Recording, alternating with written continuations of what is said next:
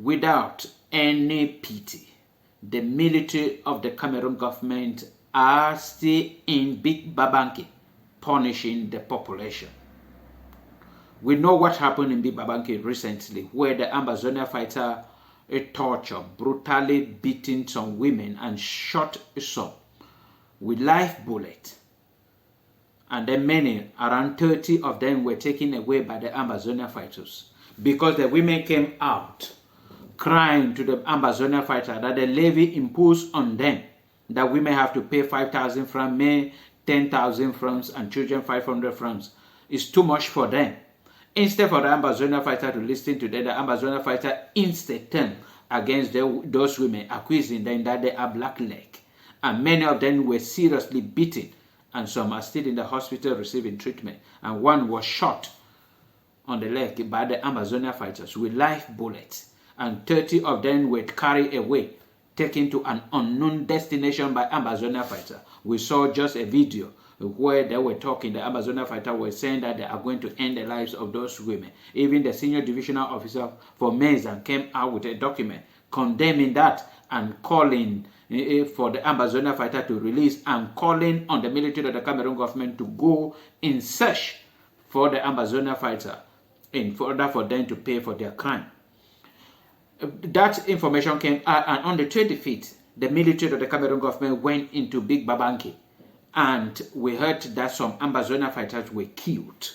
But we thought that that would end there after they have struggled by all possible means to kill some Ambazonia fighters or whatsoever. But they stayed in that village till the 26th of May 2023. That was on Friday. They started breaking into stores, into business places, and looting them, burning down houses. And information we just came across on social media says that 5 houses has been burned down by the military. And this is exactly what I talk about the very day this incident happened. That the military will come into that village. Instead for them to be searching for Ambazonia fighter, they will turn to punish the population. And then I keep on asking this particular question and holding on to my particular opinion that the military, one of the objectives the military of the Cameroon government are in southern Cameroon are not to find or to fight the Ambazonia, but to make life miserable to all southern Cameroonians so that they will flee to Francophone regions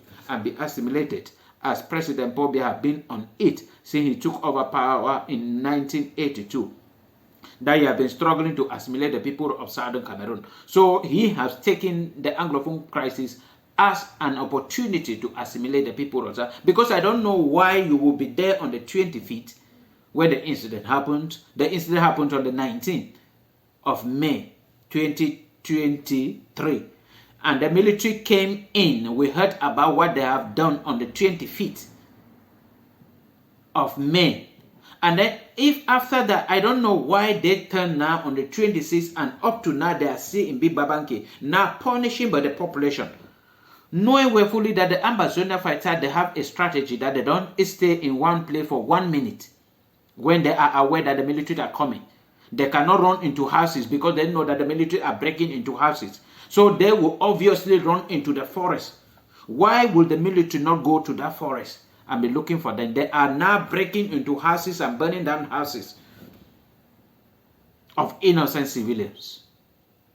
Because I believe that in the Anglophone crisis, I don't believe that an Ambazonia fighter can have a business place. Why breaking into business places? I don't believe that an Ambazonia fighter can really stay comfortable in an apartment or in a house, knowing willfully that the military are coming. Why burning down houses? This is a question I keep on asking.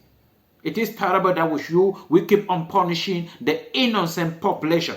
If everybody leaves southern Cameroon, what will President Paul Biya will be showing to the international community? That everything has returned to normalcy. Those population who are still in southern Cameroon, risking their lives, are helping the government of Cameroon to play the game they are playing, telling the international community that everything has returned to normalcy because they are using that very population. But now you are turning to maltreat them, to make life miserable for them.